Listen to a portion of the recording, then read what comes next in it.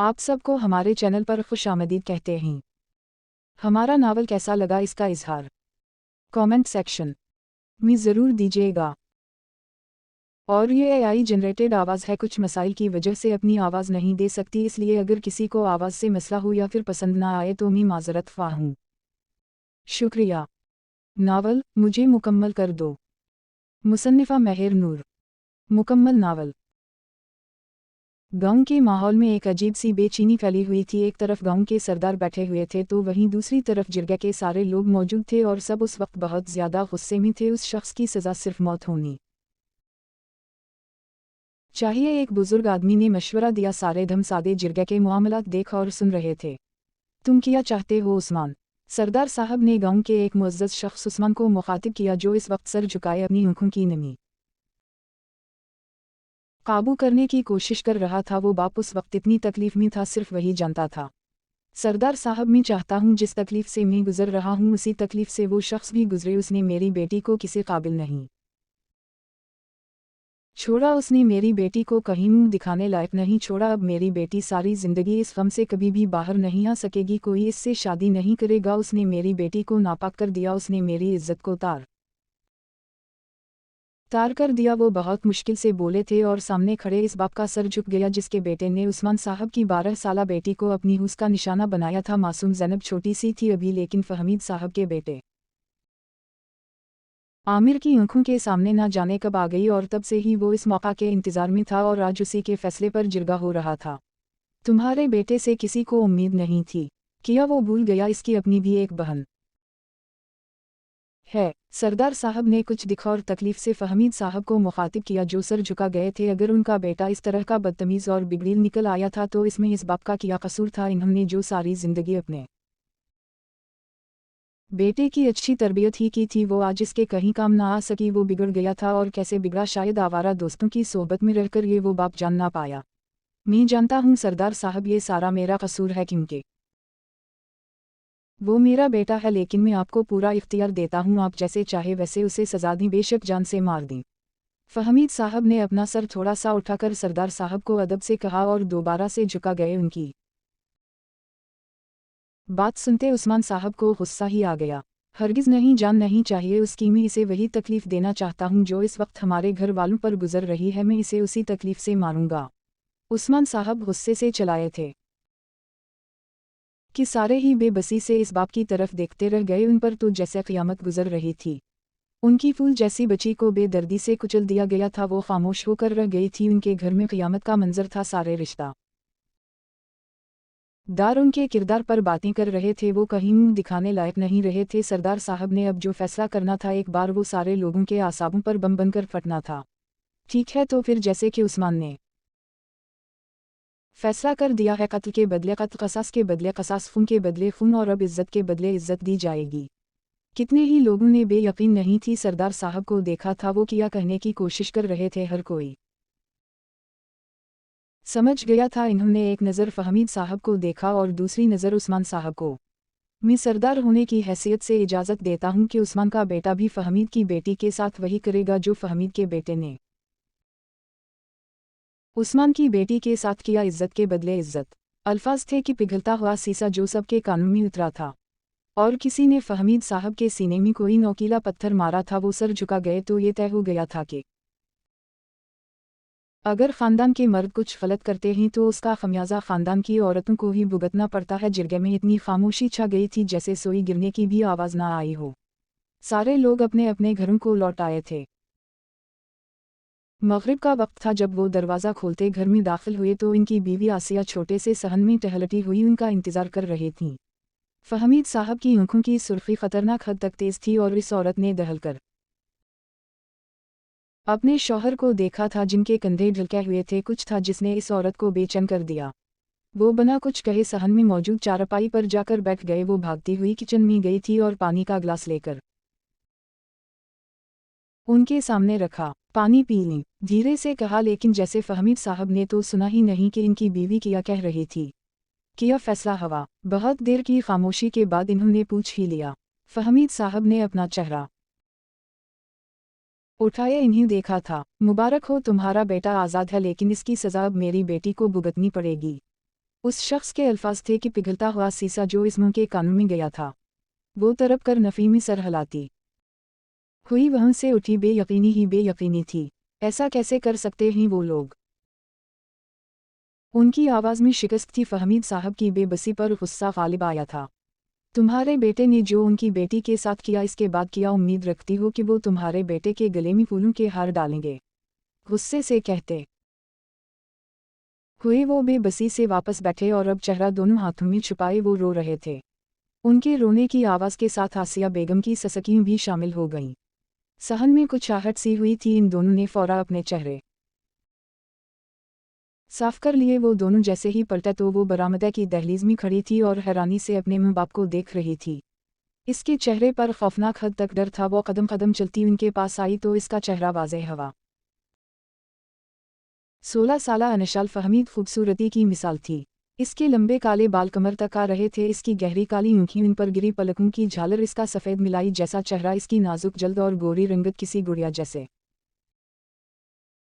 गुलाबी गाल और हल्के से सुर्ख पड़ते होंठ। वो गांव की सारी लड़कियों में सबसे ज़्यादा खूबसूरत थी। वो घर से बहुत कम बाहर निकलती थी। वो स्कूल भी जाती थी तो अपना चेहरा ढककर जाती थी क्योंकि उसे बहुत जल्दी नज़र लग जाती थी। उसने मैट्रिक कर लिया था और बहुत जल्द वो अपने रिजल्ट के बाद कॉलेज जाना चाहती थी, लेकिन अब शायद इसकी ज़िंदगी में सिवाय अंधेरों के कुछ नहीं रहने वाला था। अब्बा, इसने अपनी नरम और खूबसूरत आवाज़ में पुकारा था कि फहमीद साहब के कलीजे को कुछ हुआ था। आखिर उनके बेटे ने ऐसा क्यों किया? क्यों? आखिर क्यों? बस वो ये सवाल सोचते रह गए। आखिर एक मर्द ये क्यों नहीं सोचता कि उसके अपने घर में भी बहन बेटियां होती हैं? वो क्यों किसी दूसरे शख्स की बहन बेटियों की इज्जत को तार तार कर देता है? वो महज सोच कर रह गए। क्या बात है, आप क्यों परेशान हैं? वो उनके पास पहुंचती हुई वही मौजूद छोटी सी कुर्सी पर बैठ गई। वो रोते हुए बेबसी से नफ़ी में सर हिलाने लगे। क्या वो लोग भाई को मार देंगे? वो मासूमियत से सवाल पूछ रही थी। उसके बाप ने नफ़ी में सर हिलाया। फिर फहमीद साहब ने इसके सामने अपने हाथ जोड़ दिए। मेरी बच्ची, मुझे मुआफ़ कर दे। काश कि मैं सिर्फ तुम्हारा बाप होता। काश खुदा मुझे कभी बेटा देता ही ना। इस बाप के लहजे में कितनी तकलीफ थी वो अनशाल साफ महसूस कर सकती थी। इसने फौरा आगे बढ़ते बाप के हाथ पकड़ लिए। कैसी बातें कर रहे हैं अब्बा? इस तरह हाथ तो मत जोड़ी, और मैं दुआ करूंगी खुदा भाई को हिदायत दे। आखिरी बात इसने कुछ तकलीफ से कही थी। आंखों के सामने अपने भाई का चेहरा घूमा था। 23 साला फहद, जिसका सुलूक अनशाल के साथ कभी भी बनू वाला नहीं होता था। वो अनशाल को बहुत हकीर समझता था। उसका कहना था कि वो बेटा है और बस सब कुछ वही है। उसने कभी बहन से प्यार से बात नहीं की थी। हर वक्त हुक्म चलाता था। अगर वो घर में दाखिल हो जाता तो अनशाल कमरे में जाकर गायब हो जाती थी। वो इसके सामने ही नहीं आती थी क्योंकि वो अपनी बहन को पसंद ही नहीं करता था। इसके अल्फाज अनशाल का दिल टुकड़ों में तोड़ देते थे। ये किया आप उसे हर वक्त पढ़ाती रहती हैं? इसे घरदारी सिखाएं, उसने कल को अगले घर में जाना है। इसके कानों में फहद के अल्फाज गूंजे थे। तुम ये किया हर वक्त किताबों में सर दिए बैठी रहती हो? जाओ, जाकर खाना लेकर आओ। इसके हाथ से किताब झपटते हुए उसने गुस्से से डांटा था कि अनशाल अपने आंसू पीती हुई किचन में चली गई थी। इस तरह की बहुत सारी कड़वी यादें थीं। उस शख्स ने कभी अनशाल को बहन समझा ही नहीं था। वो तो जानता ही नहीं था कि बहनें क्या होती हैं। इसके लिए तो बस वो एक हकीर सी औरत थी। बेटा, तुम्हें ये कुर्बानी देनी पड़ेगी। उन लोगों को तुम चाहिए। उसके बाप के अल्फाज थे जो अनशाल के कानों में बार बार बज रहे थे। लेकिन मैं क्या कर सकती हूँ? मैं कैसे? वो मासूमियत से सवाल पूछ रही थी। वो बहुत अच्छी थी। कम से कम अनशाल ये डजरू नहीं करती थी इसके साथ क्या हो गया। इसलिए तो कहते हैं बेटियों से डर नहीं लगता, उनके नसीब से डर लगता है। वो बाप जानता था कि आज के बाद कभी भी उसकी बेटी इस दुनिया में सर उठाकर जीने के काबिल नहीं रहेगी। कोई उसकी बेटी से कभी शादी नहीं करेगा। उनकी इज्जत नहीं रहेगी। लेकिन इनके बेटे ने जो गुनाह किया उसका खमियाजा भुगतने के लिए इन्हें भी अपनी इज्जत दागदार करनी पड़ेगी। तुम कमरे में जाओ। अम्मा की बात पर वो बिना कुछ कहे वापस कमरे में जाकर गायब हो गई। आज की रात गांव वालों पर बहुत ज्यादा भारी पड़ने वाली थी। सारे गांव में एक अजीब सा सुकूत छाया हुआ था। तमाम औरतें घरों में बंद थीं और तमाम गांव वालों ने डरते हुए अपनी बेटियों को कमरों में बंद कर रखा था। वो अपनी बेटियों औरतों को घर से बाहर निकलने नहीं देना चाहते थे क्योंकि गांव के इस माहौल में वो सब लोग एकदम से घबरा गए थे। उसके बाप ने जो कहा था वो सुनने के बाद किसी ने गाज़ान की रूह झंझोड़ कर रख दी थी। वो कमरे का दरवाज़ा खोले अंदर दाखिल हुआ तो इसकी 12 साला बहन ज़ैनब दवाईव के ज़ेर असर सो रही थी। इसके चेहरे पर अब भी चोट के निशान थे। वो इस हादसे से इतनी खौफजदा हो गई थी कि शायद सारी ज़िंदगी इस हादसे से बाहर ना निकल पाती। वो कदम कदम चलता इसके पास बेड पर बैठा और धीरे से इसके सर पर हाथ रखा था, फिर इसके बालों में उंगलियां चलाने लगा। कानों में उस्मान साहब के अल्फाज गूंज रहे थे, मेरा दिल चाहता है मैं उस शख्स को जान से मार दूं, लेकिन नहीं, मैं उस खानदान को भी वही तकलीफ देना चाहता हूं जो इस खानदान के लोगों ने हमें दी है। आज की रात तुम जाओगे और उनकी बेटी के साथ भी वही करोगे जो उसने तुम्हारी बहन के साथ किया। इज्जत का बदला इज्जत से ही लिया जाएगा। गाज़ान का दिल चाह रहा था वो कहीं गायब हो जाए अपनी बहन की तकलीफ देखते हुए। इसके अंदर गैरत और खून का उबाल बहुत तेज हुआ था। वो इसके बालों में हाथ फेर रहा था जब वो नींद में हल्का सा कसमसाई थी। इस के चेहरे पर अचानक ही डर के तासुरात आए थे। भाई बचाएं, भाई। वो नींद में भी खौफजदा हुई थी और किसी ने गाज़ान के सीने में खंजर घोंपा था। इसकी आंखें खतरनाक हद तक सुर्ख पड़ी थीं। अचानक ही रगू में खून का उबाल इतना तेज हुआ जैसे तूफान उठने वाला हो। उसने झकते हुए अपनी बहन के माथे पर लब रखे थे। तुम्हारा भाई तुम्हारा बदला लेगा, ये मेरा तुमसे वादा है। मैं इस खानदान को तबाह कर दूंगा, मैं किसी को नहीं बख्शूंगा। इन्हें भी वही तकलीफ दूंगा जो तकलीफ तुम्हें दी गई है। सख्ती से एक एक लफ्ज़ कहते हुए वो उठा था और अब वो इस कमरे से निकलते हुए घर से ही निकल गया था। ज़ैनब पर जुल्म हुआ था तो किया वही जुल्म अब एक दूसरी ज़ैनब पर होगा। रात का अंधेरा हर सू फैल गया था। गलियां सुनसान थीं, ऐसा लगता था जैसे इस गांव में कोई आबाद ही ना हो। इसके कदम फहमीद साहब के घर के बाहर आकर रुके थे। दरवाजे पर दस्तक दी। कुछ देर बाद ही फहमीद साहब ने दरवाज़ा खोला और अपने सामने उस्मान साहब के बेटे गाज़ान को खड़े देखते हुए इस बाप के सीने में जिंजर पैवस्त हुआ था तो वक्त आ गया था इज्जत देने का। इसके चेहरे पर खतरनाक हद तक गुस्सा था, फिर भी तासुरात सपाट कर रखे थे। वो बना कुछ कहे साइड हो गए। वो उनके सहन में दाखिल हो चुका था। जिरगे का हुक्म था, सारे गांव वालों को मानना था और जिरगे के हुक्म पर कोई भी इनकार नहीं कर सकता था। ये इस गांव का उसूल था। आसिया बेगम ने अपनी हिचकियों काबू करने के लिए अपने मुंह पर दोपट्टा रख लिया। वो इस घर का जायजा ले रहा था। सामने ही एक कमरे का दरवाज़ा खिला पड़ा था जहां से अनिशाल का नीम रूफ नजर आ रहा था, जो स्टडी टेबल पर झपकी कुछ कर रही थी। शायद डायरी पर कुछ अल्फाज घसीट रही थी। उसने एक नज़र फहमीद साहब पर डाली जो शर्मिंदगी से चेहरा झुका गए थे। कितने ही आंसू इस बाप की आंखों से निकले थे और चेहरे पर फिसलते गए। आसिया बेगम वहीं ज़मीन पर घुटनों के बल बैठ गई थी। एक क़यामत थी जो इस घर में आने वाली थी। वो बना उन पर दूसरी नज़र डाले सीधा अनिशाल के कमरे में दाखिल हुआ। वो उसकी मौजूदगी से बेनियाज़ब भी डायरी पर कुछ कर रही थी। आसिया बेगम ने एक आखिरी बार अपनी बेटी का चेहरा देख लेना चाहा। वो दरवाज़ा बंद कर रहा था, फिर कमरे का दरवाज़ा बंद हो गया। दरवाज़ा बंद होने की आवाज़ पर एक पल के लिए अनिशाल उछलकर खड़ी हुई। उसने बेयकीनी से पीछे देखा तो पीछे ही कोई 24 साला नौजवान खड़ा था। काली आंखें, चेहरे पर हल्की सी बैरड, काले बाल, कसरती सीना, इसके मजबूत तवाना बाजू। वो जो कोई भी था बहुत खूबसूरत था। अनिशाल बेयकीनी से उसे अपने कमरे में देख रही थी। वो हैरान थी, बेयकीन कि कोई मर्द इसके कमरे में क्या कर रहा है। इसने उसी बेयकीनी से दरवाजे को देखा जो वो अंदर से लॉक कर चुका था। इस मासूम का दिल उछलकर हलक में आया था। वो कदम कदम चलता इसके पास आया। अनिशाल ने यहाँ से कहीं गायब हो जाना चाहा। उसने मुंह खोलकर कुछ पुकारना चाहा, अब्बा। इसके मुंह से इतना ही निकला था, यकीना किसी गैर मर्द को अपने कमरे में देखते वो खौफजदा हुई थी। इसकी आवाज़ इतनी ऊंची थी कि कमरे के बाहर मौजूद इसके दोनों वालिदैन ने सुनी, लेकिन वो कुछ नहीं कर सकते थे। इसके बाद एक चीख थी जो अनिशाल के लबों से निकली थी, फिर मुकम्मल सुकूत छा गया। कितनी जिल्लत का मकाम था इस वालिद के लिए जिसकी आंखों के सामने उसकी बेटी को तकलीफ दी जा रही थी। लेकिन यही इंसाफ था इस गांव का, इस इलाके का, इस लड़की के बाप और भाई का जिसकी इज्जत उनके बेटे ने तार कर दी थी। सारे गांव में उनकी कितनी बदनामी हुई थी ये सिर्फ उस्मान साहब का ख़ानदान ही जानता था। और इस वक्त सब फहमीद साहब के ख़ानदान को बुरा भला कह रहे थे। इस बाप और इस्मों की तरबियत पर उंगलियां उठाई जा रही थी। इन दोनों माँ बाप के दिल तकलीफ से बंद होने के दर पे थे। वक्त सरक रहा था। कुछ घंटों बाद दरवाज़ा खिला और वो कमीज़ के बटन बंद करने के बाद अपनी शाल गले में डालता हुआ कमरे से बाहर निकला और बना उन वालिदैन पर नज़र डाले उनके घर से बाहर निकल आया। इसके बाप ने सिर्फ एक नज़र कमरे में देखा था जहाँ वो ज़मीन पर गिरी पड़ी थी, सारे बाल बिखरे पड़े थे, वो खाली खाली निगाहों से आसमान को देख रही थी।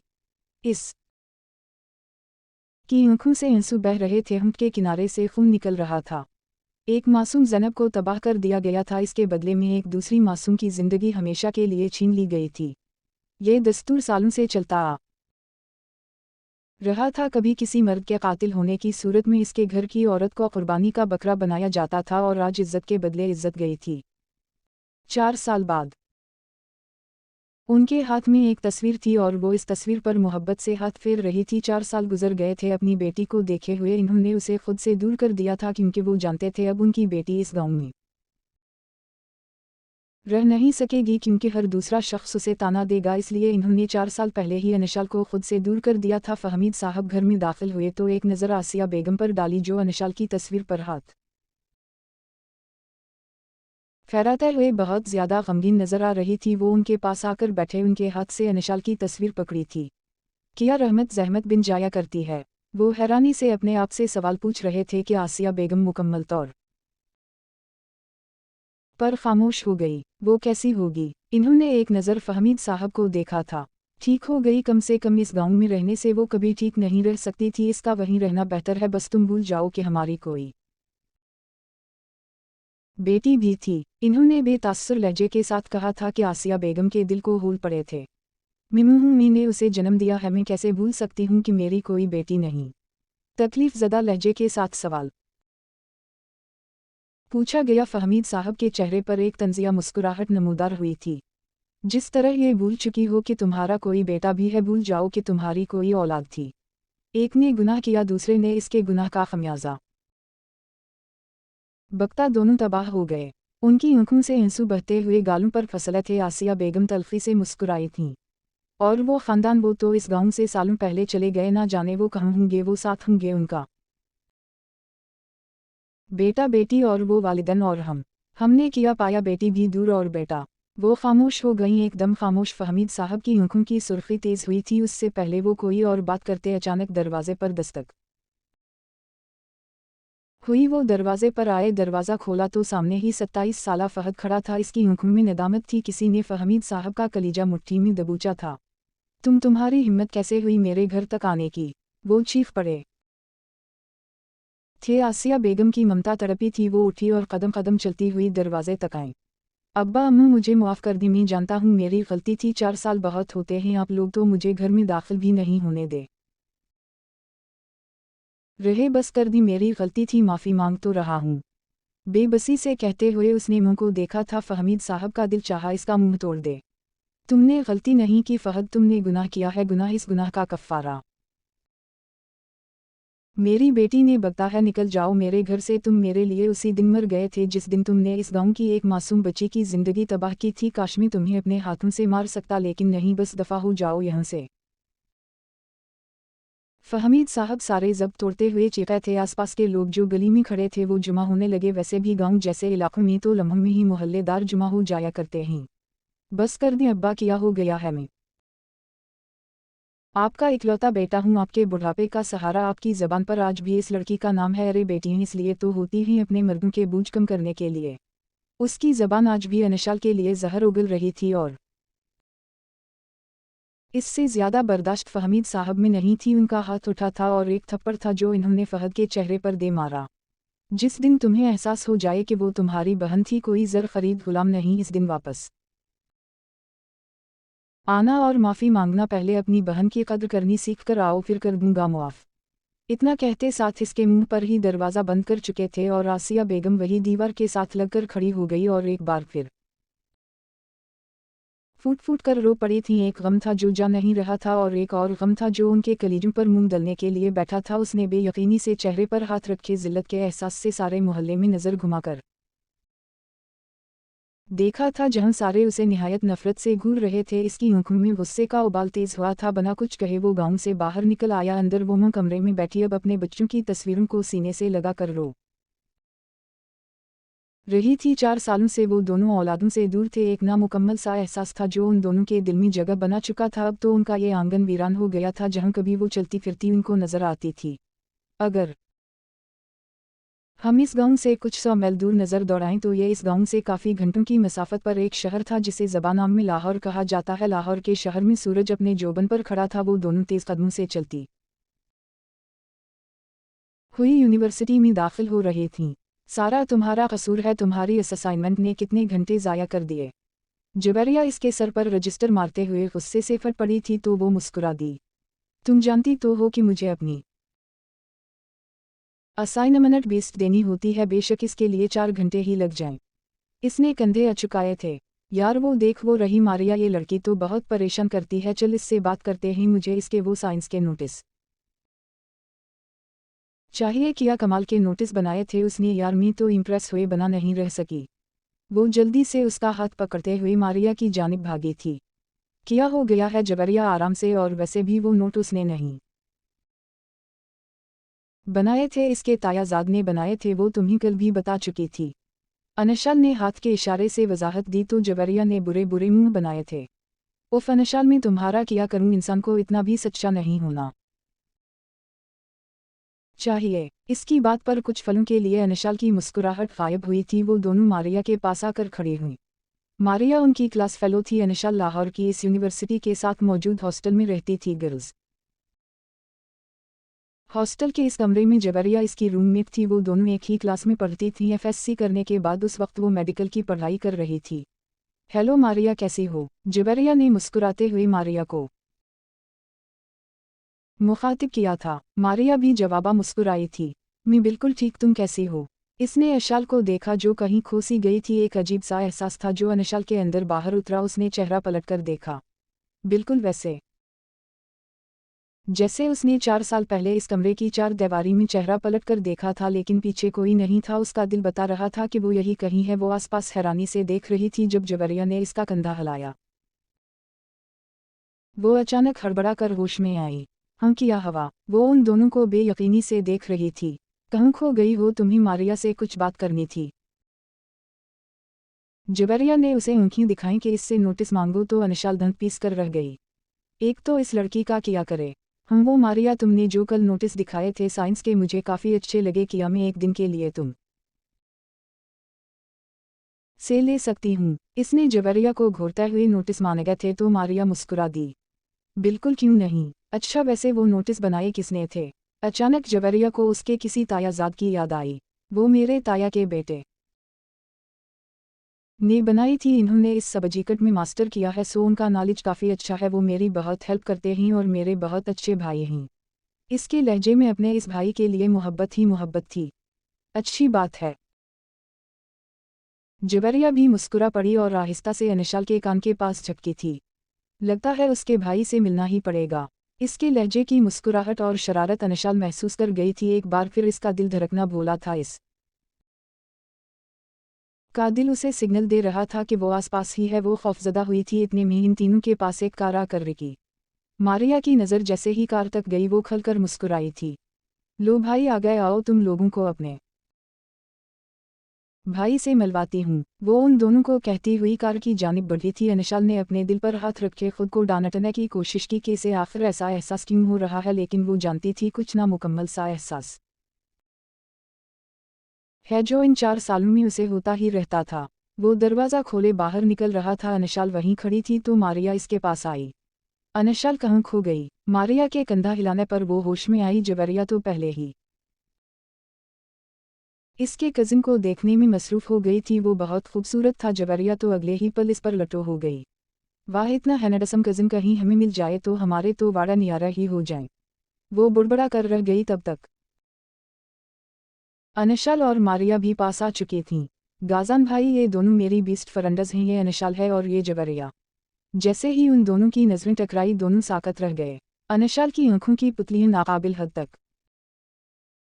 फैली थी। पूरे 4 साल बाद वो आंखों के सामने आया था। गाजान अगले ही पल उसे पहचान चुका था। एक पल के लिए आंखों के सामने 4 साल पुरानी अनशाल का हुलिया घूमा था, स्टडी टेबल पर बैठी अपनी डायरी पर कुछ लिख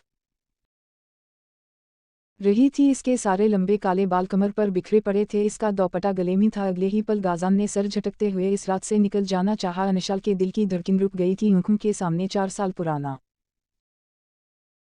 मंजर नुमायां हुआ। वो उस शख्स को भूल जाना चाहती थी, लेकिन ये शख्स इसकी ज़िंदगी में ना चाहते हुए भी इस तरह से शामिल हुआ था कि अनशाल की रूह तड़पा गया था। वो नफ़ीमी सर हिलाती हुई कदम पीछे ले रही थी। वो खौफ, वो डर आज भी इसकी ज़िंदगी में कहीं मौजूद था। अनशाल किया हवा, जुबैरिया की आवाज़ से वो होश में आई थी। कुछ नहीं। उसने बहुत मुश्किल से अपना चेहरा झुकाते अपने आंसू साफ किए। सो आप ही मारिया के कज़िन? जुबैरिया मुस्कुराहट के संग बोली थी। अगले ही लम्हे उसने अपना हाथ गाजान के सामने फैलाया। मुझे जुबैरिया कहते हैं, आपसे मिलकर बहुत अच्छा लगा। उम्मीद है कि हमारी काफ़ी अच्छी अंडरस्टैंडिंग हो सकती है। एक अदा से अपने बाल झटकती हुई वो मुस्कुराई थी। अनशाल के सर में धमाके हो रहे थे। आखिर वो वक्त दोबारा इसकी ज़िंदगी में आ गया था। वो जुबैरिया को नहीं देख रहा था, वो इसके पीछे खड़ी अनशाल को देख रहा था, जिसकी आंखों से बहुत तेज़ी से आंसू बहे थे। वो अपने आंसू बार बार साफ कर रही थी और मारिया मुस्कुराकर जुबैरिया और गाजान की तरफ मुतवज्जह थी। कोई भी इसके आंसू ना देख पाया सिवाय गाजान के। गाजान की आंखें बेतासुर ही रहीं, जैसे उसे कोई फ़र्क ही ना पड़ा हो इसकी बल्ला से भाड़ में जाए। चली मारिया, बना जुबैरिया की बातों पर कान धरे वो मारिया की तरफ मुतवज्जह हुआ था, जो मुस्कुराकर इस बात में सर हिलाती हुई उन दोनों को अल्लाह हाफिज कहती गाड़ी में जा कर बैठ गई थी। वो उसे पक करने के लिए ही यूनिवर्सिटी आया था। उसने सिर्फ एक नज़र अनशाल को देखा था, जो अब मुस्कुरा रही थी। इसके चेहरे पर जैसे अजीब सी मुस्कुराहट थी, एक तकलीफ ज़दा मुस्कुराहट, जैसे कह रही हो मुझे बर्बाद करके तुम्हें किया मिला। शायद गाजान को उम्मीद नहीं थी कि ये लड़की लाहौर में होगी और वो कभी इससे दोबारा मिलेगा। गाड़ी आगे बढ़ गई। जुबैरिया बदमज़ा हुई थी। हाय अल्लाह, इसके कज़न में कितनी अकड़ है। दंत पर दंत जमाते हुए वो गुस्से से कहती हुई अनशाल के पास आई। चलो कैंटीन में चलते हैं, आज का तो सारा दिन ही खराब हो गया। लेकिन अनशाल कहीं खोई हुई थी। अनशाल, मैं तुमसे बात कर रही हूँ। इसने अनशाल का कंधा हिलाया था। यार, ये किया तुम हर वक्त कहीं ना कहीं खो ही जाती हो। किया कोई मजनू है जिसकी यादों में वाबस्ता रहती हो। वो जैसे झंझला ही गई थी। अनशाल ने बिना कुछ कहे इसका हाथ अपने कंधे से दूर किया। मेरे सर में शदीद तकलीफ हो रही है, मुझे वापस जाना चाहिए। तुम आज की क्लासेज ले लेना, मेरा सर दर्द से फट रहा है। वो बुड़बड़ाती हुई पलटी थी और बना जुबैरिया की कोई बात सुने वो हॉस्टल की जानिब चल पड़ी। जुबैरिया पीछे से अरे अरे करती रह गई। ना जाने इसको क्या हो जाता है। वैसे यार, इसका कज़न कितना हैंडसम था, लेकिन लगता है उसकी काफ़ी ऊंची नाक है। मर जाने ने हाथ तक नहीं मिलाया। इसे एक और सदमा लग गया। फिर वो सर झटकते हुए कैंटीन की जानिब चल पड़ी। वो कमरे में दाखिल हुई। सारा कमरा खाली था। उसने दरवाज़ा लॉक किया, फिर वहीं ज़मीन पर बैठी थी और अब वो खलकर मुस्कुरा रही थी। ना जाने क्यों उसे सुकून मिल रहा था। पूरे 4 साल बाद वो आंखों के सामने आया था, लेकिन वो हंस क्यों रही थी, वो मुस्कुरा क्यों रही थी। उसे तो रोना चाहिए, फूट फूट कर रोना चाहिए। और फिर वाकई वो फूट फूट कर रो पड़ी थी। अंदर बाहर तकलीफ ही तकलीफ थी। वो दोनों आगे पीछे घर में दाखिल हुए तो सारे घर में ज़ैनब की खिलखिलाहट गूंज रही थी। ना जाने वो किस बात पर ज़ैन को हराती अब खुद खिलखिला कर हंस रही थी। गाजान ने एक नज़र ज़ैनब को देखा, जिसके चेहरे पर मुस्कुराहट थी। इन्हीं पूरे 4 साल लगे थे ज़ैनब को इस हादसे से बाहर निकालने में, लेकिन उनमें सबसे बड़ा हाथ ज़ैन का था। ज़ैन इसके चचा का बेटा था, 22 साला ज़ैन, जो ज़ैनब से 6 साल बड़ा था। जैसे ही उसे पता चला था कि ज़ैनब के साथ ये सब कुछ हुआ, इसके बाद उसने सोच लिया था कि वो ज़ैनब को पहले की तरह हंसने और बोलने के लिए इकसाएगा। क्योंकि ज़ैनब खामोश हो गई थी और वाकई उसने ज़ैनब को इतना पुरसुकून माहौल दिया था कि ज़ैनब आहिस्ता आहिस्ता इस गम से बाहर निकलती गई। 1 साल पहले ही इन लोगों ने ज़ैन की फरमाइश पर ही ज़ैनब और ज़ैन का निकाह कर दिया था। वैसे भी इस हादसे के बाद उन लोगों की गाँव में बहुत बदनामी हो गई थी, इसलिए वो लोग वो गाँव छोड़कर हमेशा के लिए लाहौर शिफ्ट हो गए थे। यहाँ इसके चाचा का घर था, वो दोनों फैमिलीज यहीं रहती थी। गाजान जो अपनी सोचों में उलझा हुआ था, अचानक ज़ैनब इसके पास आते उसके सीने से लग गई। देखी भाई, आज मैंने ज़ैन को हरा दिया। वो बहुत खुश हो रही थी। ज़ैन भी इसके पीछे आकर ही खड़ा हुआ। तुमसे हारना अच्छा लगता है, इसलिए हार जाता हूँ, ज़्यादा खुश होने की ज़रूरत नहीं। ज़ैन उसकी तरफ देखते हुए मोहब्बत भरे लहजे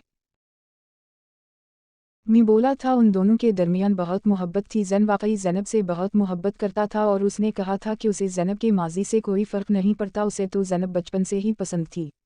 इसने तो साफ कह दिया था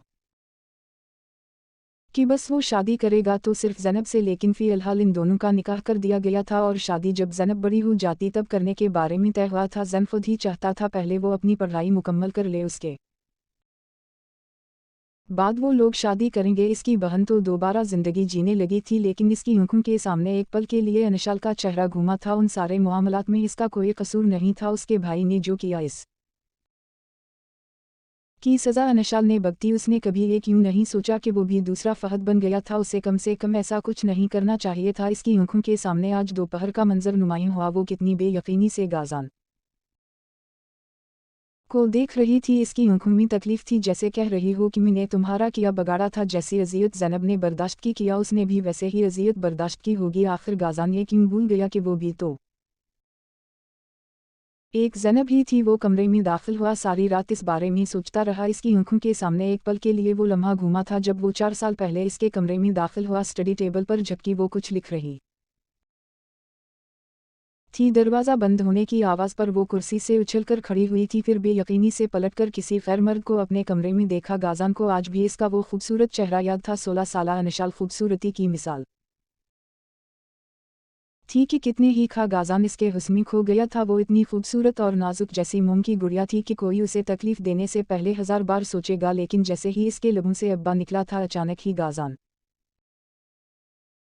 का सारा सेहर टूट गया था। वो आगे बढ़ा था, फिर इसका हाथ उठा था। एक पल से पहले वो माजी से बाहर निकल आया था। इसकी आंखों से शायद कोई नमी झिलकी थी। आखिर उसे तकलीफ क्यों हो रही थी? वो तकलीफ इस 4 साल पहले गुजरी रात की नहीं थी। वो तकलीफ आज दोपहर में अनशाल की आंखों में आंसू देखकर हुई थी। अनशाल इसके चाचा की बेटी मारिया की दोस्त थी। उसे उम्मीद नहीं थी अनशाल यहां होगी। लाहौर पर अगला दिन उतर चुका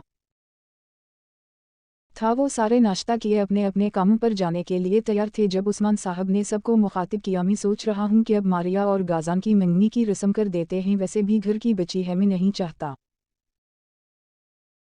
कि हमारी बच्ची कहीं बाहर जाए। मैं तो अपनी बच्ची को बहू बनाना चाहता हूँ। उनकी बात सुनते कितने ही खा मारिया साकत रह गई और गाज़ान भी खामोश हो गया। मारिया वैसे तो उसे भाई समझती थी, लेकिन उसने कभी इस बारे में कुछ सोचा नहीं था। वो वाकई खूबसूरत था, इससे शादी करने में कोई हरज नहीं था। अब्बा, हम इस बारे में बाद में बात करेंगे, फ़िलहाल मैंने इस बारे में कुछ नहीं सोचा, गाज़ान ने सख्ती से कहा था। तो ये बात यही ख़त्म हो गई। कुछ दिन मज़ीद गुजर गए थे। वो यूनिवर्सिटी आई थी और आज वो बहुत खुश थी। आंखों के सामने बार बार गाज़ान का चेहरा आ रहा था कि अब वाकई इसकी और गाज़ान की शादी हो जाएगी। ये सच था। उसने गाज़ान को भाई समझा था, लेकिन वो कौन सा इसका सगा भाई था? उन दोनों की शादी हो सकती थी, ऐसी कोई कबाहत तो नहीं थी। मारिया की मुस्कुराहट जबरिया को कोई सिग्नल दे रही थी। अनशाल तो आज भी कहीं खोई खोई सी थी। क्या बात है, खैर है, तुम मुस्कुरा रही हो? जबरिया ने उसे टहूका मारते पूछा। वो तीनों उस वक्त ग्राउंड में बैठी हुई थीं। बस बात ही ऐसी है, मैं बहुत खुश हूँ। मारिया मुस्कुराई थी तो जबरिया की आंखें चमकीं। क्या बात है, खैर तो है? इसने आंख विंग करते पूछा था कि मारिया अगले ही पल शर्म से चेहरा झुका गई। अरे वाह यार, ये तो बलश कर रही है। इसने अनशाल को टहूका मारा तो अनशाल अपनी सोचों से बाहर निकली और सब कुछ समझने की कोशिश करने लगी। अच्छा, लेकिन ये बलश क्यों कर रही है? अनशाल ने गायब दिमागी से सवाल पूछा। ये तो यही बताएगी, जबरिया ने उसे आंखें दिखाते हुए पूछा था। चलो बताओ क्या बात है? वो नफ़ी में सर हिलाने लगी। यार नहीं, कोई बात नहीं है। लेकिन जबरिया समझ गई थी, कोई बात तो है। हम तुम ऐसे जान नहीं छुड़वा सकती, तुम्हें बताना ही पड़ेगा कि क्या बात है। जबरिया इसकी इतनी जल्दी जान नहीं छोड़ने वाली थी, और वो दोनों ही जबरिया की इस आदत से वाकिफ थीं। वो मेरी मंगनी हो रही है, इतना कहते साथ वो अपना चेहरा दोनों हाथों में छुपा गई। अनशाल ने हैरत से उसे देखा था, जबकि जबरिया के लबों से बाकायदा चीख निकली थी। किया? इसे हैरत का धचका लगा था। तुम छपी रुस्तम, हमें बताया तक नहीं। वो उसका बाजू पकड़े उसे हल्का सा मरोड़ते हुए गुस्से से पूछ रही थी कि अगले ही पल मारिया ने अपना बाजू छुड़वाया। पागल तो नहीं हो गई? मोटी भैंस। इसने जल्दी से जबरिया को घूर कर कहा था। वो अक्सर उसे गुस्से से मोटी भैंस कहती थी कि जबरिया कलसकर रह गई। खैर ये बताओ किससे मंगनी हो रही है। वो सारा गुस्सा छोड़ती हुई एक्साइटेड हुई थी कि मारिया अपना चेहरा दोनों हाथों में छुपा गई। अरे वाह, लड़की तो कुछ ज्यादा ही शर्मीली है, अब बता भी दो किससे हो रही है। जबरिया ने सख्ती से पूछा था। वो मेरे ताजाद ही ना गाजान उनसे। इसके अल्फाज थे कि पिघलता हुआ सीसा जो अनशाल के कानों में उतरा था। उसने बेयकीनी से चेहरा मोड़े मारिया को देखा। ही कब, ये कब कैसे हवा। जबरिया को सदमा की लग गया था। इतना हैंडसम लड़का हाथ आते आते रह गया। वो ताया ने कुछ दिन पहले ही कहा था कि वो चाहते हैं कि मैं इनकी बहू बन जाऊं, लेकिन तब गाजान ने बात को तूल नहीं दी थी। कल रात ही ताबा ने फिर एक बार उनसे बात की तो इन्होंने हाँ कर दी। उनकी ख्वाहिश है कि हमारा निकाह हमारे आबाई गांव में हो, इसलिए हम अगले हफ्ते ही गांव जा रहे हैं। हमारा निकाह होगा और रुखसती मेरी पढ़ाई मुकम्मल होने के बाद। वो मुस्कुराते हुए बता रही थी, लेकिन अनशाल के सर में धमाके हो रहे थे। किसी ने कलीजे में हाथ मारा था। उसके दिल को कुछ हुआ था। पूरे 4 सालों से वो जिस शख्स से पागलों की हद तक इश्क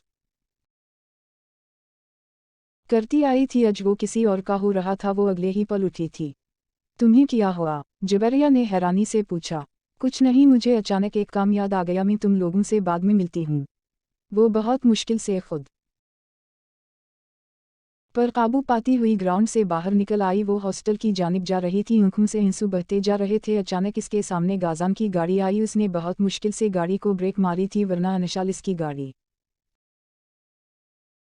के नीचे आती आती रह जाती। अनशाल तो अब भी रोने में मसरूफ थी। वो गाड़ी से बाहर निकला। अनशाल जैसे होश में आई, अगले ही पल वो सड़क से एक साइड पर हो गई। गाजान ने इसका चेहरा देखा, इसकी रुई आंखें वो देख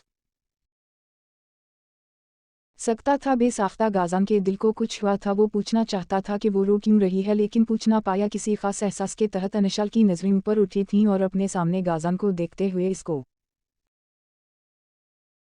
तकलीफ होने लगी। वो कदम कदम चलती इसके पास आई। गाजान सांस रोके उसे अपनी तरफ बढ़ता हुआ महसूस कर रहा था। वक्त जैसे थम सा गया। वो इस रात माजी में पहुंच गया था। वो इसके सामने कमरे में खड़ा था और वो खौफजदा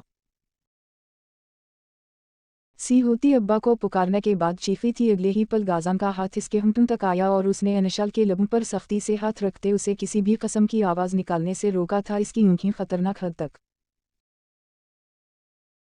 सुर्ख थी। अनशाल सांस रोके उसे अपने इतने करीब देख रही थी।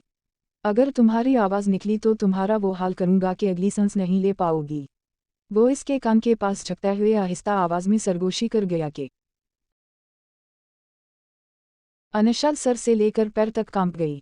सुकून से जाकर वहीं बैठ जाओ, और अगर अब तुम्हारी सांस लेने की आवाज़ भी मेरे कानों तक आई तो बहुत बुरा पेश आऊंगा। एक और धमकी दी कि अनशाल अगले ही पल इससे दूर हुई और सोफे पर जाकर बैठ गई। वो खौफजदा से सुकड़ी समटी बैठी थी और वो गुस्से से कमरे में चक्कर काट रहा था। वो घर से उसी नीयत से आया था कि वो फहद की बहन को छोड़ेगा नहीं, लेकिन फिर अपनी बहन की तकलीफ से वो तड़प गया था। वो कभी भी किसी भी दूसरी लड़की को वो तकलीफ नहीं देना चाहता था जो इसकी बहन ने सही थी। बेशक जिरगा ने फैसला किया था कि वो इसकी बहन की इज्जत के साथ वैसे ही खेल सकता है जैसे इसकी बहन की इज्जत के साथ खेला था, लेकिन नहीं, वो भाई था। वो औरतों की इज्जत करनी जानता था, लेकिन फिर भी उसे इस लड़की से नफरत महसूस हो रही थी क्योंकि वो फहद की बहन थी। वो डरी सहमी सोफे पर बैठी हुई थी। पूरे 2 घंटे गुजर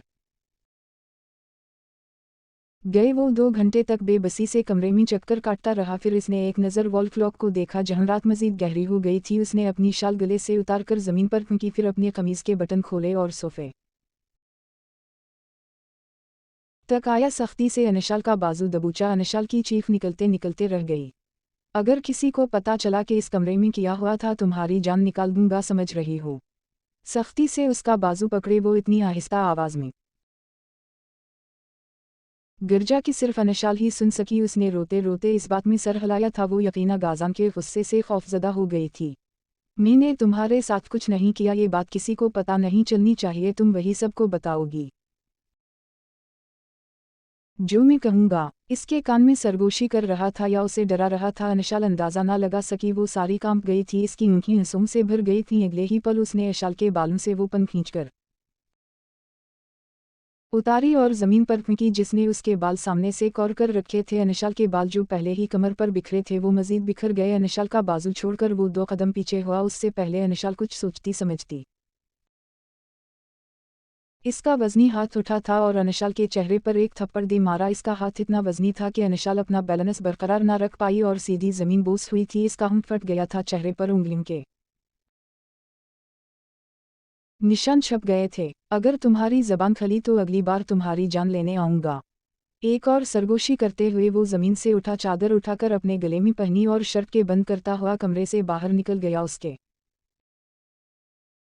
पास इख्तियार था, लेकिन उसने चाहकर भी अनशाल को तकलीफ नहीं दी। वो ज़मीन पर गिरी थी, बाल बिखरे थे, चेहरे पर थप्पड़ का निशान था। इसके वालिदैन यही समझे थे कि गाज़ान अपना बदला लेकर जा चुका है, लेकिन गाज़ान ने इस लड़की को दूसरी मासूम ज़ैनब बनने से रोक लिया। इस वाक़ये के कुछ दिन बाद इसका भाई फ़हद वापस गाँव आया था, लेकिन इसके बाप ने उसे थप्पड़ मारते हुए घर से बाहर निकाल दिया और ये कह दिया था कि आज से तुम्हारा हमसे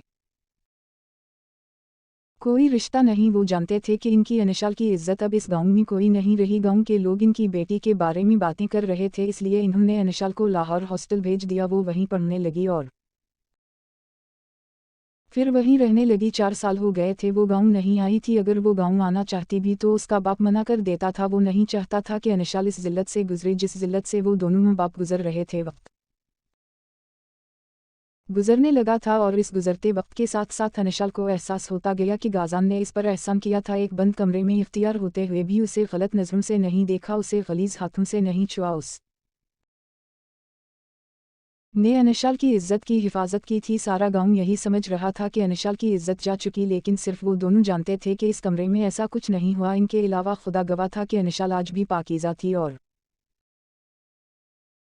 गाज़ान की यही नेकी थी जिसने अनशाल के दिल को उसकी तरफ माइल करना शुरू कर दिया। उन गुजरे 4 सालों में वो गाज़ान से मोहब्बत करने लगी थी। मोहब्बत तो दूर, शायद उसे इश्क हो गया था ऐसे मर्द से जिसने बदला लेने की ताकत होने के बावजूद भी बदला नहीं लिया। उसके दिल में गाज़ान के लिए बहुत ऊंचा मकाम था और इस दिन गाज़ान को अपने सामने देखते हुए वो बेयकीनी से रो पड़ी थी। यकीन नहीं हो रहा था कि खुदा ने उसकी दुआएं सुन ली। इस की मोहब्बत, इसका इश्क इसकी आंखों के सामने था, लेकिन आज जो खबर उसे मारिया ने दी वो इसके आसाबों पर बम बनकर फटी थी। उसने सारी जिंदगी सिर्फ ऐसे मर्द को सोचा और चाहा था और आज गाज़ान किसी और का हो रहा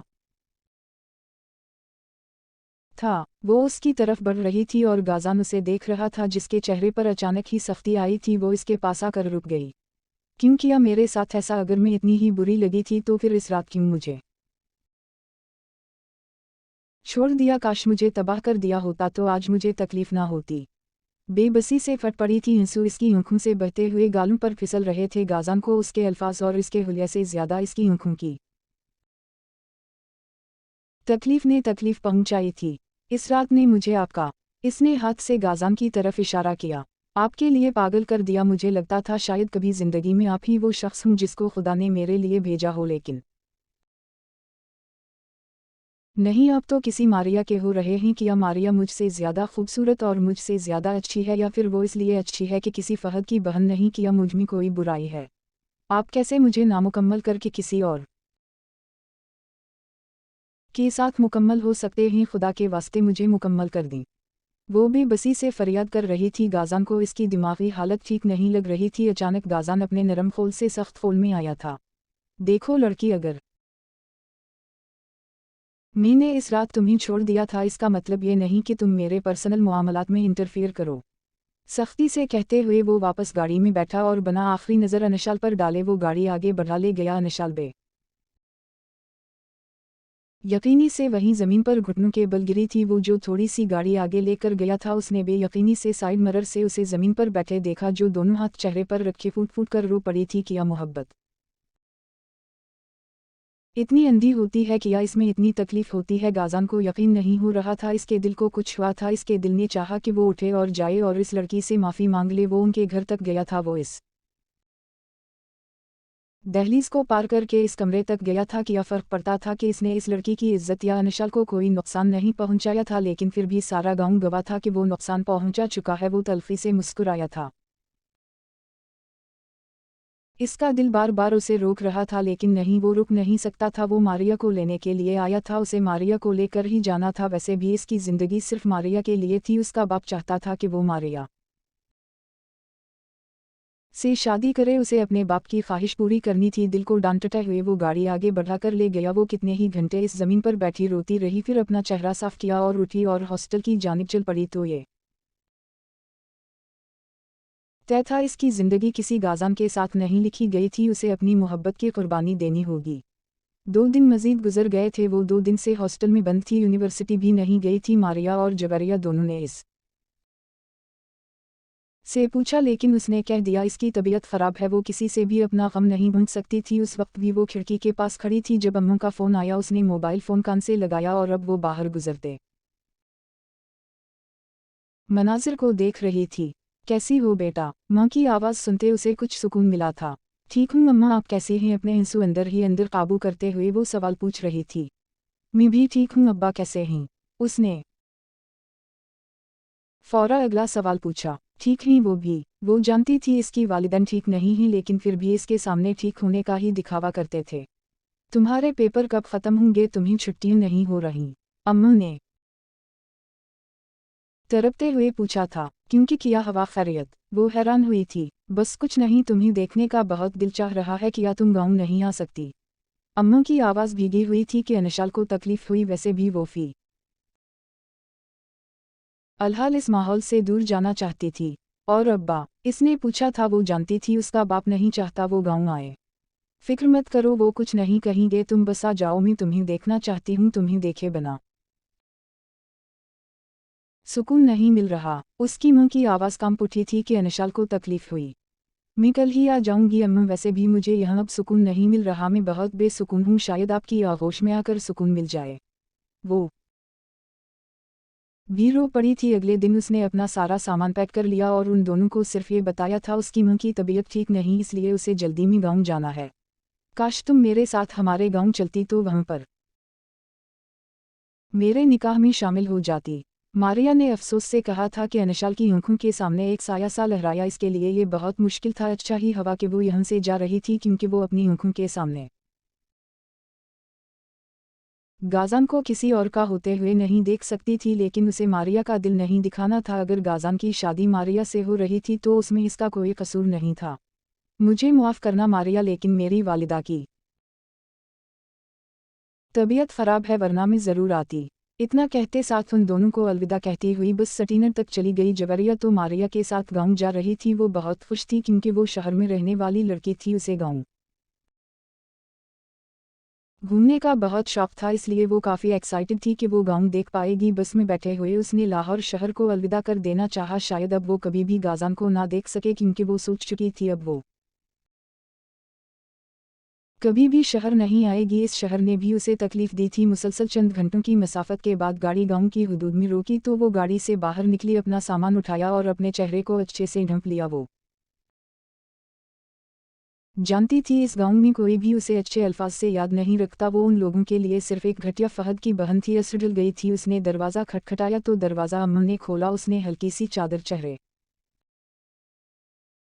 से सरकाई तो अम्मा ने पूरे 4 साल बाद इसका चेहरा देखा था। वो आगे बढ़ी और अम्मा के सीने से लग गई। वो 4 साल बाद सुकून में आई थी, उसे भी अम्मा के गले लगते सुकून मिला था। अम्मा ने फौरा दरवाज़ा बंद कर दिया ताकि कोई आसपास पड़ोसी ना जान ले कि उनकी बेटी वापस आ गई है। इसका हाथ पकड़े अपने साथ सहन में ही चारपाई तक ले आए, उसे वहाँ बिठाया। कैसी हो मेरी जान? मां ने उसे एक बार फिर सीने से लगाया। मैं ठीक हूँ अम्मा। अपनी तकलीफ अंदर ही अंदर काबू करती हुई वो बज़ाहिर मुस्कुराई थी। अम्मू को किया बताती कि उसका कलीजा अंदर से फटा हुआ था। वो तकलीफ से तड़पती हुई चोर चोर थी, लेकिन नहीं, वो नहीं बता सकती थी। वो इश्क ही किया जिसमें तड़पना ना पड़े। बताओ क्या खाओगी? तुम्हारे लिए बनाकर लाती हूँ। कितनी ही बातों के बाद अम्मू ने इससे सवाल पूछा था। कुछ भी बना लूँ, मैं खा लूँगी। वो नम आँखों से मुस्कुरा पड़ी तो अम्मू की किचन में चली गई ताकि इसके लिए अच्छा सा खाना बना सके। वो भी अपने कमरे में आ गई ताकि फर्श हो सके। 4 साल बाद कमरे को खोला था। आज भी कमरे में कहीं ना कहीं गाज़ान की खुशबू थी। आखिर वो क्यों ऐसा था? वो चाहता तो अनशाल के साथ भी वही कर सकता था जो इसके भाई ने ज़ैनब के साथ किया, लेकिन उसने क्यों अनशाल को इज्जत दी, उसने क्यों अनशाल की आंखों में एक उम्मीद जगमगा दी, उसने क्यों अनशाल के दिल को तकलीफ दी। अनशाल के दिल में अपने लिए मोहब्बत पैदा करके अब वो किसी मारिया से शादी कर रहा था। एक बार फिर उसे बहुत ज़्यादा रोना आया था और वाकई वो ज़मीन पर बैठे रोने लगी, दोनों हाथ चेहरे पर जमाए सख्ती से अपनी हिचकियों काबू की। बिल्कुल ऐसे जैसे 4 साल पहले इसने इस कमरे में काबू की थी। एक बार अपने गाल को छुआ था जहाँ पर इसका लमसाज भी दहकता हुआ महसूस हो रहा था। शाम को अब्बा घर आए तो वो भी अनशाल को देखते हुए काफ़ी पुरसुकून हुए थे। मुझे मुआफ़ करना मेरी बेटी, तुम्हारे साथ जो कुछ हुआ वो हमारे ही गुनाहों की सज़ा है। इन्होंने एक बार फिर अनशाल के सामने अपने हाथ जोड़ दिए थे। खुदा के वास्ते अब्बा ये मत करें, आप मेरे बाप हैं। जो हुआ वो माजी था, बस भूल जाएं उसे। वो अपने बाप का झुका हुआ सर नहीं देख सकती थी। कम से कम गांव आने के बाद उसे बहुत सुकून महसूस हुआ था। 4 दिन गुजर गए थे, वो गांव में थी। अपना मोबाइल उसने मुकम्मल तौर पर बंद कर दिया था। वो जबरिया और मारिया से किसी भी किस्म का राब्ता नहीं चाहती थी। वो जानती थी जबरिया फ़ौरा फंक्शन की सारी फ़ोटोज़ बनाकर उसे सेंड करेगी और इसके अंदर इतनी हिम्मत नहीं थी कि वो उस शख्स के पहलू मैं किसी दूसरी औरत को बैठे हुए देख ले, चाहे वो दूसरी औरत इसकी अपनी दोस्त ही क्यों ना हो। दरवाजे पर दस्तक हुई तो अब्बा कमरे में दाखिल हुए। वो जो बेड पर लेटी थी उठकर बैठी। किया हवा अब्बा, सब खैरियत? वो हैरानी से पूछ रही थी। वो बेटा, सरदार साहब का बुलावा आया है, उनकी हवेली में एक निकाह की रस्म है, वो चाहते हैं कि हम लोग भी शामिल हों। अनशाल ने बेयकीनी से बाप को देखा था। लेकिन इन्हें कैसे पता कि मैं यहाँ पर हूँ? इसके सवाल पर फहमीद साहब ने नफ़ी में सर हिलाया था। नहीं, इन्होंने कहा है कि तुम्हें भी शहर से बल्लानी मालूम नहीं, लेकिन वो चाहते हैं कि हम सारे ही वहाँ शामिल हो। शायद सरदार साहब की इसमें कोई हिकमत अमली होगी। इन्होंने कहा है इनके बेटे का निकाह है। और अनशाल को याद आया उनके 4-5 बेटे थे, हो सकता है किसी एक बेटे का निकाह हो। ठीक है अब्बा, कब जाना है? वो मुरझाई हुई थी जो उसका बाप देख सकता था। कल शाम को। इसने इस बात में सर हिला दिया था। वो गाजान के ख्यालों से निकल जाना चाहती थी, लेकिन फिर भी निकल नहीं पा रही थी। उसने अपनी अलमारी खोली और अब सोच रही थी कि कल शाम निकाह के हिसाब से कौन सा जोड़ा पहने, समझ नहीं आ रही थी। फिर इसने अपनी एक सुर्ख रंग की फ़राक बाहर निकाली। उसे सुर्ख रंग बहुत पसंद था, लेकिन 4 साल हो गए इसने ये रंग पहनना छोड़ दिया था। इस फ़राक पर गोल्डन कलर की कढ़ाई हुई थी। इस ने बहुत शौक से ये फ़राक बनाई थी। वो बहुत खूबसूरत थी, लेकिन किस्मत थी कि एक बार भी पहनने का मौका नहीं मिला। उसने वही फ़राक पहन ली थी। अगली शाम वो अम्मा और अब्बा के साथ सरदार साहब की हवेली में मौजूद थी। सरदार साहब की हवेली बहुत बड़ी थी। वहाँ पर बहुत खूबसूरती से दावत का इंतज़ाम किया गया था। गार्डन को बहुत खूबसूरत फूलों से सजाया गया था। सारे मेहमान बैठे हुए थे। वो कदम कदम चलती गार्डन की तरफ बढ़ रही थी, लेकिन जैसे जैसे वो आगे बढ़ रही थी वैसे वैसे इसके चेहरे का खून नचड़ रहा था। सामने ही गाजान सरदार साहब से कोई बात कर रहा था। किसी ने अनशाल के सर पर सारी हवेली दे मारी थी तो किया यहाँ पर गाजान का निकाह होने वाला था। अचानक उसे याद आया कि गाजान का निकाह भी तो होना था पूरे 1 हफ्ते बाद, और इस बात को हफ्ता हो चुका था। फिर मारिया ने कहा था कि वो गाँव में जाकर निकाह करेंगे और वो लोग गाँव में आकर निकाह कर रहे थे। उसने आसपास देखा, लेकिन मारिया और जबरिया कहीं नहीं थीं। आ जाओ बेटी। सरदार साहब की बात पर वो अचानक हैरान हुई। जो उसके पीछे खड़े थे और चलकर अब आगे आ चुके थे, उसने हैरानी से इन्हें देखा था। गाजान भी सीधा होकर खड़ा हुआ। यहाँ किसका निकाह हो रहा है ताया? वो सरदार साहब को ताया ही कहती थी। इसका दिल चाहा कि वो कह दें कि सिवाय गाजान के किसी और का निकाह है, लेकिन उनके लबों से जो अल्फाज निकले इन्होंने अनशाल को साकत कर दिया था। बेटा, गाजान का निकाह है। इन्होंने गाजान की तरफ इशारा किया था। सरदार साहब की ख्वाहिश थी कि गाजान का निकाह उनकी हवेली में हो, क्योंकि गाजान इस गांव का सबसे मेहनती और होनहार बच्चा था, जिसने उस गांव के बच्चों को बहुत अच्छी तालीम दी थी। 28 साला गाजान उस वक्त अपनी मुकम्मल वजाहत के साथ खड़ा था और वो बेयकीनी से इन्हें देख रही थी। ऐसा कैसे हो सकता है ताया? इसके लब बना आवाज़ कि फड़फड़ाए थे। ये उसे किस्मत कहाँ ले आई थी। वो कदम पीछे लेती गई। नफ़ीमी सर हिला रही थी, आँखों से आंसू बहते जा रहे थे। उससे पहले वो पलटती और भागती, अचानक इसकी कमर किसी से टकराई थी। उसने पलटकर देखा तो सामने ही जबरिया खड़ी थी। जबरिया भी हैरानी से उसे देख रही थी। अनशाल तुम यहाँ? वो बेहद बेयकीन थी। अनशाल कुछ भी कहने से कासिर थी, बेयकीनी ही बेयकीनी थी। उससे पहले जबरिया कुछ कहती ना जाने कहाँ से मारिया नमूदार हुई। अनशाल इसलिए यहाँ पर है जबरिया क्योंकि ये इसका गांव है, ये भी उसी गांव में रहती है। इसने हैरानी से मारिया की तरफ देखा जिसने सादा सा स्किन कलर का सूट पहन रखा था। वो कहीं से भी दुल्हन नहीं लग रही थी। अनशाल और मारिया की निगाहें टकराई थी। अनशाल की आंखों में तकलीफ थी और मारिया की आंखें वीरान और खाली थीं। ये क्या हो रहा है? तुम लोग कुछ बताओगी?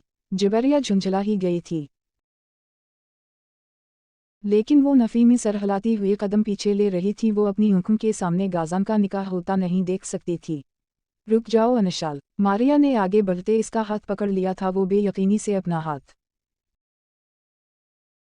मारिया के हाथों में देख रही थी। उसने अपना हाथ छुड़वाने की कोशिश की, लेकिन मारिया की पकड़ सख्त थी। वो इसका हाथ पकड़े सख्ती से स्टेज की जानिब बढ़ रही थी जहाँ पर गाज़ान खामोशी से खड़ा था। वो स्टेज पर पहुंच चुकी थी। फिर आगे बढ़ते उसने अनशाल का हाथ गाज़ान के हाथ में थमा दिया और अनशाल जहाँ थी वहीं की वहीं साकत रह गई। तुम्हें क्या लगा था कि मैं नहीं जानती तुम्हारे दिल में क्या चल रहा है? हम दोनों दोस्त हैं अनशाल। तुमने हमसे सब कुछ छुपाया। जबरिया भी उन लोगों के पास आकर ही खड़ी हो गई थी। सारे गांव वाले हैरानी से ये मंजर देख रहे थे। गाज़ान बिल्कुल खामोश था। अनशाल ने बेयकीनी से अपना हाथ गाज़ान के हाथों में देखा था। इसके आसपास क्या चल रहा था? वो परेशान थी, बेहद बेयकीन थी। मैं आज सबको एक किस्सा सुनाना चाहती हूँ। मारिया की आवाज़ इस सारे मजमे में गूंजी थी। मैं उस्मान साहब की भतीजी हूँ। इस गांव में एक ज़ैनब के साथ जो सालों पहले एक हादसा हुआ था, सारे ही जानते हैं कि मेरी तायाज़ाद ज़ैनब के साथ जो हुआ था मैं वो दोहराना नहीं चाहती, लेकिन एक तल्ख हकीकत थी। लेकिन ये कहीं लिखा हुआ है कि एक बहन के भाई ने जो किया है सज़ा एक बहन को दे दी जाए। आखिर कैसे आप लोगों ने ये सोच लिया कि जो कुछ एक फ़हद ने किया वो इसकी बहन के साथ होना चाहिए? क्यों? आखिर क्यों किया? बेटियाँ इतनी ही बूझ होती हैं? नहीं, ये बात मुझे मेरे भाई जैन ने समझाई कि बेटियां बूझ नहीं होती, बेटियां रहमत होती हैं। लेकिन फिर भी मुझे गाज़ान जैसे शख्स ने मुतासिर किया। सारे गांव वाले जानते हैं कि इस रात किया हुआ था। गाज़ान ने अपनी बहन का बदला लिया था, लेकिन कोई नहीं जानता कि इस बंद घर में बंद कमरे में किया हुआ था। चलें आज मैं आप लोगों को वो सच बताती हूँ जो सच कोई नहीं जानता। गाज़ान गुस्से में अनशाल के घर गया था, इसके कमरे में भी गया था, लेकिन अनशाल को देखते हुए उसे एहसास हुआ कि वो ये क्या करने जा रहा है। वो कैसे दूसरी ज़ैनब को तबाह कर सकता है? क्या वो भी फ़हद बिन जाएगा? नहीं, वो फ़हद नहीं था। वो कैसे एक लड़की की इज्जत तबाह कर सकता था? क्या आप सोच सकते हैं कि बदला लेने की ताकत होने के बावजूद उसने बदला नहीं लिया? वो वापस आ गया। बस उसने अनशाल को ये कहा था वो खामोश रहेगी। उस शख्स ने अनशाल को इज्जत दी थी, ऐसी इज्जत जो शायद अनशाल को कोई दूसरा ना दे पाता। ये गलत कहा गया है कि एक मर्द अगर गलती करेगा तो उसका खमियाजा इस घर की औरतों को भुगतना पड़ेगा। ऐसा कुछ नहीं होता। एक मर्द अगर गलती करता है तो उसका खमियाजा उसे ही भुगतना पड़ता है। जैसे कि फ़हद ने बकता सुना है कि 4 दिन पहले इसका एक्सीडेंट हो गया था जिसमें इसकी मौत हो चुकी है। अनशाल इस बात पर बेयकीनी से अचली थी। उसने उसी बेयकीनी से अपने वालिदैन को देखा जिनके चेहरे पर कोई ख़ास तासुर नहीं आया, यानी कि वो सारी बात जानते थे। शायद मैं कल तक गाज़ान से निकाह कर लेती, लेकिन अंदर कहीं दिल में एक बेचैनी सी थी। ये बात सच है कि मैंने हमेशा इन्हें भाई की नज़र से देखा था, लेकिन ये मेरे भाई नहीं थे। हमारी शादी हो सकती थी, लेकिन फिर कल इन्होंने मुझे वो सारी बातें बताईं। मुझे तुम्हें बहुत ज़रूरी बात बतानी है मारिया। वो दोनों उस वक्त आमने सामने बैठे थे। शायद मुझे किसी से मोहब्बत हो गई है। इसकी बात सुनते मारिया के चेहरे पर नरम मुस्कुराहट आई थी। इसे बिल्कुल भी बुरा नहीं लगा। और कौन है वो? इसने उसी सुकून से पूछा था। अनशाल। इसके बाद वो उसे अनशाल के बारे में सब कुछ बताता गया। मैंने इसे सड़क पर बच्चों की तरह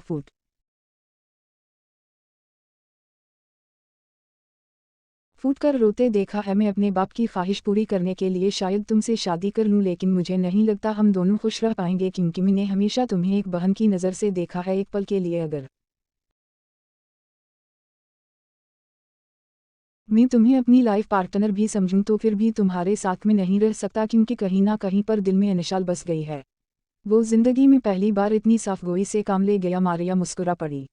मुझे फ़र्क नहीं पड़ता, आप खुश रही, मुझे अच्छा लगा, आपने इस ज़िंदगी में सबसे ज़्यादा मुझ पर भरोसा किया, फ़िक्र मत करें, अब आपकी दर आपकी सारी परेशानियां हल कर देगी।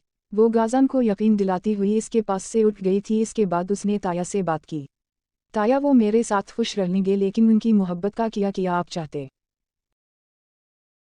ही कि आपका बेटा अंदर से तकलीफ में रहे? क्या फ़ायदा मैं इन्हीं कभी खुश ना रख पाऊँ? क्या फ़ायदा वो हमेशा गमगीन रही? उनकी शादी वहीं करें जहाँ वो चाहते हैं।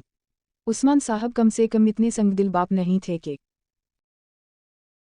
अपनी औलाद पर अपनी मर्जी झाड़ते। उसने सारी बात उस्मान साहब को बता दी और वो हैरान थे, उनका बेटा इतना आला सिर्फ कैसे हो गया कि दुश्मन की बेटी से इंतकाम लेने की ताकत रखने के बावजूद भी इंतकाम नहीं लिया। फिर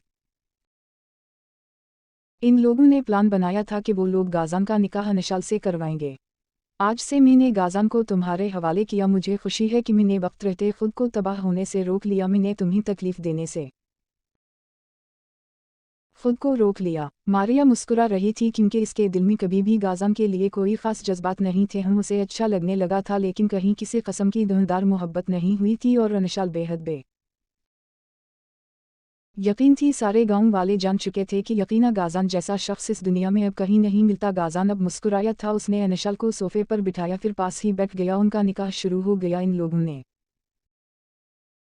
पहले ही फहमीद साहब से मर्जी ले ली थी और इससे बड़ी क्या बात थी कि वही शख्स उनकी बेटी को इज्जत दे रहा था, जिसकी वजह से उनकी बेटी सारे गांव में बदनाम हो गई थी। उनका निकाह हो चुका था। उस्मान साहब मुस्कुराकर अपने बेटे को देख रहे थे, जो बहुत पुरसुकून और खुश नजर आ रहा था। इसने वक्त रहते खुद को बड़ी गलती करने से रोक लिया था, क्योंकि वो जान गया था कि वो अनशाल के बना नहीं रह सकेगा। अनशाल की मासूमियत और खूबसूरती दोनों ने उसे अपना दीदा कर दिया था और अब वो बैठी अपने हाथों को देखते हुए रोते रोते हंस रही थी। यकीन नहीं हो रहा था कि इसकी ज़िंदगी पलों में बदल गई। वो गाज़ान की बीवी बन गई थी। बेहद बेयकीनी थी। फहमीद साहब उस्मान साहब के सामने आकर खड़े हुए, फिर अपने हाथ जोड़े। मैं जानता हूँ मेरी तरबियत में कोई कमी रह गई थी, मुझे माफ़ कर दी। उनकी आंखों में आज भी आंसू थे। उस्मान साहब आसूदगी से मुस्कुराए थे, फिर बिना कुछ कहे इन्हें अपने साथ लगा लिया। वो दोनों बाप गले लगे थे। मैंने सब कुछ माफ़ किया, हो सके तो आप भी मुझे माफ़ कर दीजिएगा। और गांव में एक खुशियों की लहर दौड़ पड़ी थी। सारे पुरसुकून हो गए थे। वो दोनों उस वक्त हवेली के टेरेस पर खड़े थे। वो चंद को देख रही थी, जो उन लोगों की खुशियों पर मुस्कुरा रहा था। सुर्ख फराक इसके दामन को छूती हुई उसे मजीद हसीन बना रही थी। इसके बाल जो सारे खले पड़े थे, हवा से उड़ते हुए इसके चेहरे पर बिखर रहे थे। इसके चेहरे पर आज 4 सालों बाद खुशी नजर आई थी। वो खलकर मुस्कुरा रही थी और चंद को देख रही थी। दोनों हाथ टेरेस की मुंडियों पर टिका रखे थे। दोनों हाथों पर अपना चेहरा टिका रखा था। वो इसके पीछे आकर ही खड़ा, हवा उसकी मौजूदगी महसूस करते अनशाल सीधी होकर खड़ी हुई थी। तुम्हें कुछ बताना चाहता हूँ, इसने धीमे लहजे में अनशाल के कान में सरगोशी की थी। बिल्कुल वैसा ही सरगोशी जैसी सालों पहले इस बंद कमरे में हुई थी। अनशाल के दिल की धड़कन तेज हुई थी। इस रात तुम्हें पहली नज़र देखते ही कहीं दिल में सुकून का एहसास जगा था। अगले ही पल तुम मेरे दिल में उतर गई थी। पहली नज़र की मोहब्बत हुई थी, तभी सोच चुका था मैं तुम्हें वो तकलीफ नहीं दूंगा जो तुम्हारे भाई ने दी। इसकी नरम सरगोशी अनशाल के कान में थी। इसकी सांसें अनशाल के चेहरे पर पड़ रही थीं। तुम अच्छी लगती हो, तुम्हारे बगैर नामुकम्मल था, लेकिन अब मुझे लग रहा है मुकम्मल हो गया हूँ। तुमने मुझे मुकम्मल कर दिया है। वो खलकर मुस्कुराया था। दूसरा हाथ अनशाल के पीठ के गर्द लाकर हसार बांधा और इसकी पुश्त को अपने साथ लगा लिया। अनशाल अंदर तक जैसे पुरसुकून हो गई थी। इसने आंखें बंद किए, इस सुकून को महसूस किया जो अरसे बाद इसकी ज़िंदगी में आया था। वो उसे मुकम्मल कर चुका था। मर्द वो नहीं होता जो औरत की इज्जत को रौंदे, मर्द वो है जो औरत को इज्जत देनी जानता हो। शायद वो कभी किसी को ना बताता कि इसने अनशाल को कोई नुकसान नहीं पहुंचाया, लेकिन ये बात मारिया ने बताने का फैसला किया था। मारिया का कहना था कि ये बात सारी दुनिया को पता होनी चाहिए कि अनशाल पाकीज़ा है, क्योंकि ये एक लड़की के लिए बहुत बड़ी बात होती है। क्योंकि मारिया खुद एक लड़की थी, वही बात समझ सकती थी। अपना सर गाज़ान के सीने से टकाटा वो अब चंद को देख रही थी। आप मेरी ज़िंदगी में इस चंद जैसे ही जो बहुत दूर था, मैं चाहती थी वो मेरे पास आए, मुझे मुकम्मल कर दे। इसकी बात सुनते गाज़ान ठका लगा उठा। शायद मैं वो पहला चंद हूँ फिर जो तुम्हारे पास आ गया, वरना लोगों का चंद कभी भी पास नहीं आता। चंद का मतलब ही दूर होना होता है। इसकी बात पर अनशाल भी हंस पड़ी थी। बस फिर यही फ़र्क है क्योंकि आप मेरे चंद हैं। जैसे वो अंदर तक सरशार हुई थी, उसने अपना चेहरा उठाए गाज़ान की आंखों में झांका था। और ये एक लम्हा था जब गाज़ान सारे ज़ब्त तौरता हुआ इसके चेहरे पर झुका और इसके माथे पर लब रखे सुकून था जो दोनों के सीनों में उतर गया।